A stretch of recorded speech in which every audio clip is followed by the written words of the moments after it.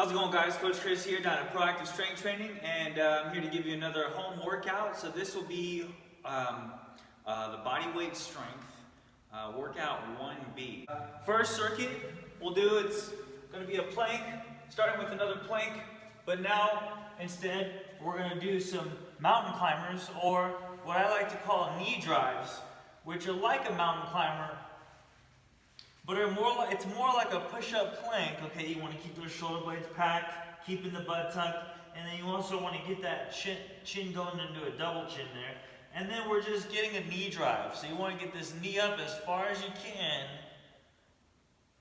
and then right back. Okay, so it's almost like one at a time, but you really want to emphasize driving that knee forward. It's almost like you're trying to drive your knee up to your chin, and then you're just alternating back and forth there. Okay. One way you can make that a little more fun is if you have some sliders, or you can even use towels on a hardwood floor here, and this will add a little bit of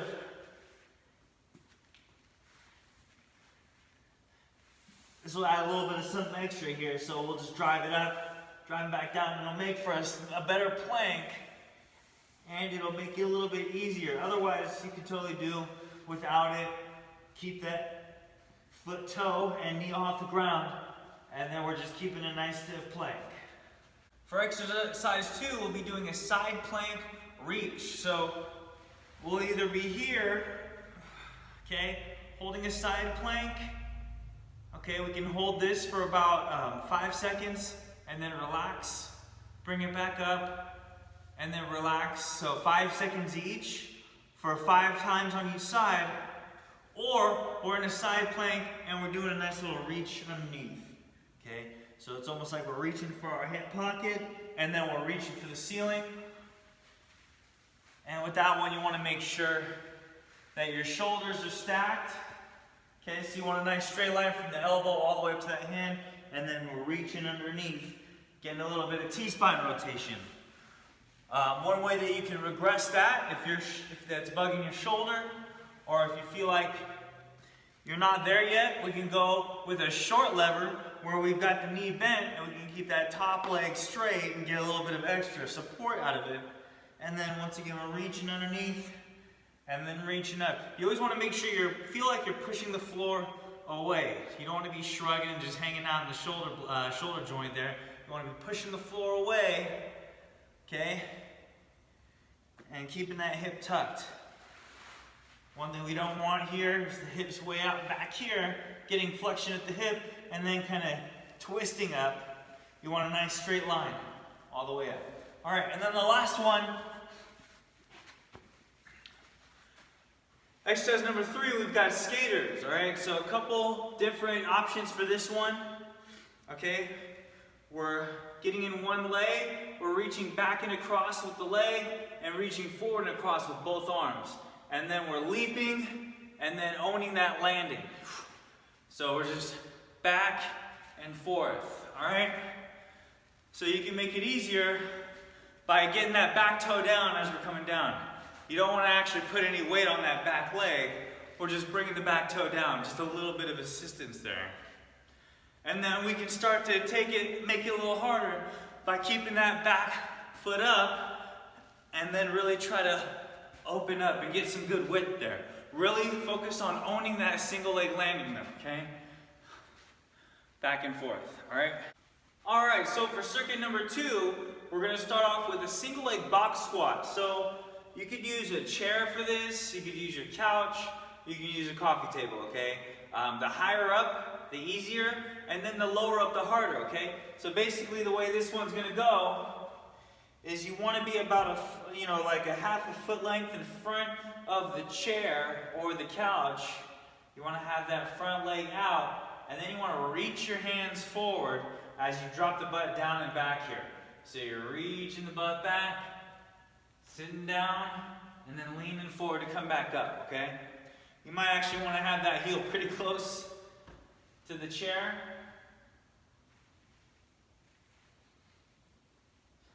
Reaching that butt back, coming down, and then driving through that heel back up, all right? Reaching the butt down, sitting down for a second, and then leaning forward, come back up there, okay? we can let that knee come forward over the toe a little bit, but we're also reaching that butt back, getting a little bit of a shift into the butt there as we're sitting down. And then as we're leaning forward, you want to feel a nice stretch in the butt and the hamstring there. So as we're driving through that heel, we're coming back up. One thing that you can use to help assist a little bit is have this heel down, okay? So just a little bit of assistance. We're not putting any weight on that, but with this we can help with the balance and a little bit of the strength there, okay? Okay, so maybe we can start by going on the way down and helping on the way up, and then eventually we'll help on the way down, lift the leg, drive up, and then eventually we're going the whole way without any assistance there, okay? Another way we can perfect that single leg squat is to use a counterweight. So this really helps as we're reaching the butt down and back, we're reaching the plate out, and this really helps with the core. Counter the hips and keep that core engaged. It really just helps that low back stay nice and active as we're coming down and then reaching back up there, okay? Exercise number 2, we'll be doing a push-up, all right? So we'll get a couple options here. We're down on the ground. We're in that plank, tall plank position. Okay, we're keeping the butt tucked, keeping those shoulder blades locked down, and then we're slowly dropping in. Okay, make sure you're not reaching the head out. You want the head back, chin down. Exhales, we're pushing up. All right, you want to keep those lats engaged, keep the butt tucked. All right.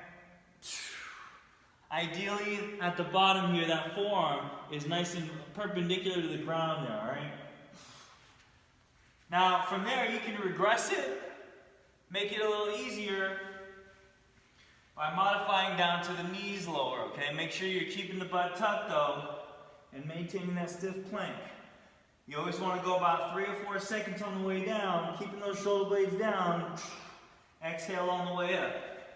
Or, you've got an elevated surface to make it a little bit easier. Okay, we're pushing. You want now our forearms are perpendicular to the corner or the surface. Exhale, once again, slow on the way down. Exhale on the way up, all right? Exercise number 3, we're going to do some cobras, all right? So, when we're on the ground, we want to look like a W down at the bottom here, okay? Elbows bent, hands up. We'll actually have the thumbs up like this, and then we'll come down, get in that cobra position, and then we're lifting off the ground, chest off the ground, we're squeezing the butt, and we're trying to get those hands as high as we can. We want to keep those shoulder blades packed, okay? We want them away from the ears. You don't want them shrugging and rolling over. You want those shoulder blades away from the ears, pinching, and then you want those thumbs up high off the ground. You want that chin down, getting that double chin there, okay? And you're holding it for 10 seconds. You relax, hold it for 10 seconds, relax, and then hold it for another 10 seconds, all right? All right, guys, so for circuit number 3, we're going to start with a single leg RDL, or a single leg Romanian deadlift. So a couple ways we can do this. First of all, the single leg RDL looks something like this here when it's done right. Reaching back. We're reaching back with the hip, and then we're reaching across.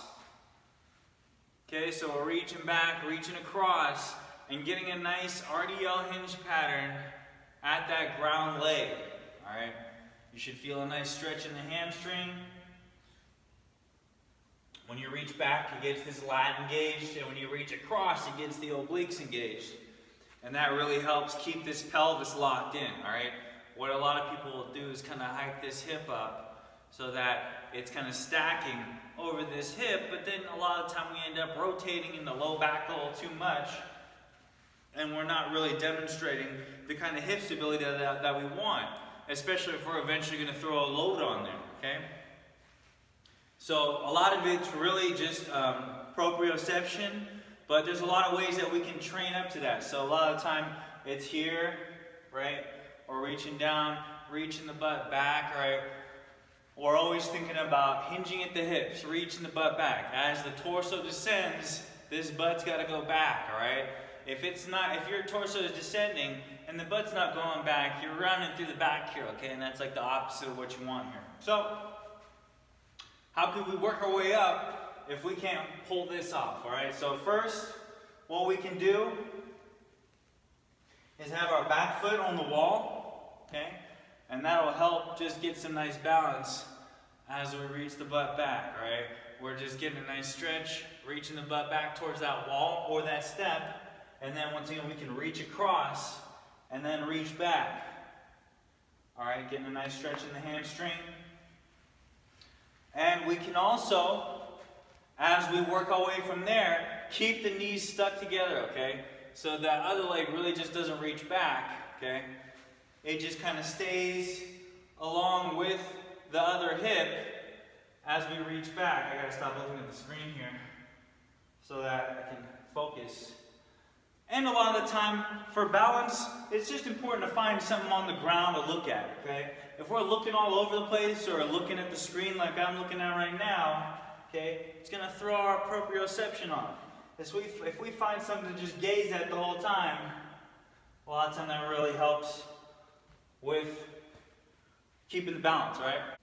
Another thing you can do on that single leg deadlift is if you're starting to get there and it's starting to get a little easier, we can add a little bit of knee bend in there, okay? As you're coming across, you can bend the knee a little bit more and get that butt to drop down a little bit more. Add a little bit of squat action in there.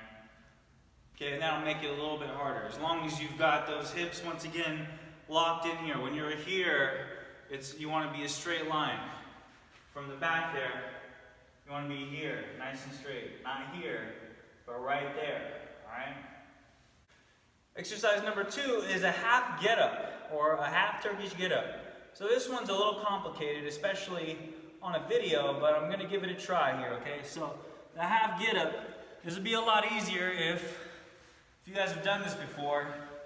If you guys are in the challenge, and you've probably done it already, but with the half get-up, you're set up on the floor here with your legs spread out at about 90. One leg is bent, one leg is straight, and you're laying back on the ground. I guess that one works out pretty well. The best view, good view there, okay? So you're here, this leg is down, this arm is down, and you're reaching up here, and then this leg is driving into the ground, okay? So you're driving that leg into the ground and rolling to the side, okay? And then from there, you're rolling up, continuously still rolling up to the side. I want to look like I'm trying to reach my chest towards that toe here, okay? So you're trying to roll. It's not a crunch. I'm not coming straight up like this. I'm coming up to the side. It should be a nice straight line from the elbow all the way to the hand.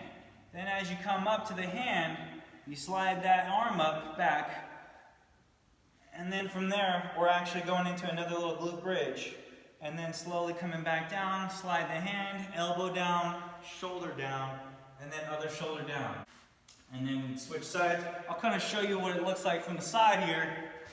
We're here. Okay, you're rolling up, you're pushing into the ground here. You're creating a connection between this leg and this arm. Pushing into the ground. Coming up to the shoulder, okay? Coming up to the elbow. Rolling up to the hand. See how I come here? This is not the most ideal position for this hand. It is here, but once you come here, you need to slide the hand back to where the elbow just was. And this arm should be going up the whole time. Driving through that hip, coming back down, slide the hand forward, elbow, and then shoulder. You don't want to shrug down. You want to drive, you want to turn down. Shoulder, and then shoulder back down. All right? Exercise number 3 is a down dog. So this one's a pretty simple one. This is more of an active rest. So we're in a plank position. We're reaching the butt up to the ceiling. Heels reaching into the floor. The shoulder blades are reaching into the floor. You want to get some good upward rotation of the shoulder blade. Stretch the hamstring and the calves here as you reach those heels down, and then come back up down to that plank there. So you're just reaching the butt up and then back down, okay? Exhale as you're really trying to get deep in those hips, and then back down.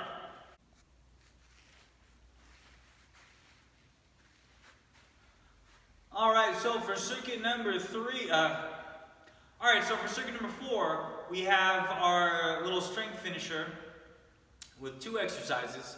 Alright, the first one is a walking lunge, alright? So, obviously, if you have the room in your house to do some walking lunges, we're going 1, and then stepping forward, alright? I always like to keep a little bit of a closer range between the knee and the front leg there, okay? If you get too wide out here, we end up getting too much in the hip flexor. So you'll want to keep it pretty close, okay? About 6 to 8 inches from the knee to that front heel. And that knee can be a little bit over the toes a little bit, okay? And then we're just taking a nice moderate step, dropping it down. We could totally not go all the way down too, if we're still working on getting all the way down on those walking lunges, okay? If you don't have the space, we can do a swing lunge. So what that is you start in the middle here, we take a forward lunge, and then a back lunge, okay? And that same leg stays down. All right, we're just going back and forth. Either way, they end up being 10 to 15 each. If either of the lunges are gonna bug your knee there, then we'll just take it back to the step up, which I know we did last time, but guys, if you're working through knee pain, the step up's just gonna have to be one of your best friends there. So, which is fine. You know, step ups are a good exercise. They're as practical as they come because we walk the steps all the time, right? So, same thing, it could be 2 stairs, could be it could be your coffee table, and we're driving through the heel. We're able to get a little bit of a nicer shin angle, okay? We can keep it pretty straight and just get a little bit more in that hip, and then drive through that heel. Exhale, and then you want to lead with the hip, brings the butt back, nice and slow. And then try to come down with some nice control there, okay? Exhale, on the way up, nice and slow on the way down as you lead with the hip. The other exercise will be a plank jack, okay? So this one's an easy one to get out of the way here. We're here on the forearms, okay? Keeping a nice plank, and we're just hopping back and forth there. Keeping a nice stiff plank. All right, we don't want to bounce the butt too much there, okay? Just nice and quick feet. And if we need to take it to more of a push-up plank, that works as well. That one's a little bit easier, all right? That one you're going 20 to 30 seconds.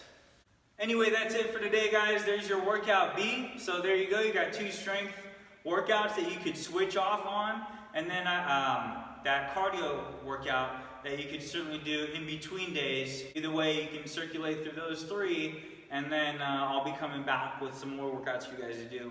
You guys stay safe, keep eating your vegetables, and I'll see you soon.